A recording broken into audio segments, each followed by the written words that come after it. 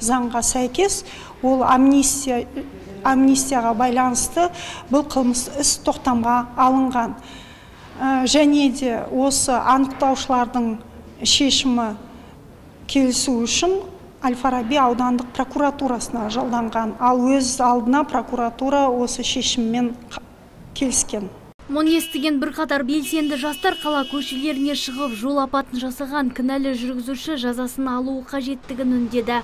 Қолдарына қаза болған жұмысшының аты жөнін жазып, өзгелерді еске алуға шақырды. Сонымен қатар заң алдында байдың да жарлының да бірдей екендігін жеткізді.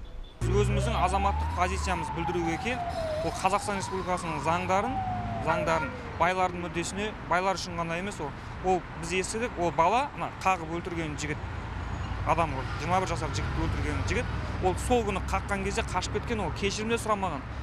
Шетелде сол күні шетелге кетіп қалған, олай байдың баласы екен деп, олай шығарып жүруге болмайды. Ол кезде біздің қоғамның көзқарасын өзгертіп аламыз біз. Бұл тәуелсіздікті біз ол үшін алғанымыз жоқ, біз іргелі мемлекет боламыз деп алдық тәуелсіздікті. Олай кім көрінген шалқып, ақшасы бала шалқып өмір сүру үшін емес. Біз демократиялы мемлекетпіз. Бізде адамдардың бағасы бірдей бізде. Адам ресурсы тапшы мемлекетте адамдардың өмірін олай ойыншыққа айналдыруға болмайды. Оқиға орнында түрлі сала мамандары мен тәртіп сақшылары жиналып, жастарды таратуға тырысты. Ал егде жастағы азаматтардың айтуынша, бұл халықтың назарын өзіне аудара отырып, конституциялық құқықтарын қорғау. Ешқандай артық нәрсе көрген жоқ, ешкімді шақырған жоқ. Өзі келді, тұрды. Ол енді конституциялық құқығымызды айқайлап отқан жоқ, ешкімді шақырған жоқ. Мысалы, ешқандай экстремистік үндеу жоқ, тұрсын. Рас оған керек па, қол бос шығар. Естеріңізге сала кетейік, ауыр жол апаты 2016 жылы 13 тамыз күні Қонаев даңғылы мен Ғаниляев көшелерінің қиылысында орын алған еді.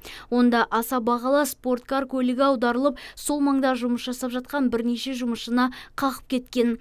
Оның бірі 21 жасар Мұрат Әлібек оқиға орнында көз жұмған, ал қалған азаматтар түрлі дене жарақаттарымен ауруханаға жеткізілген.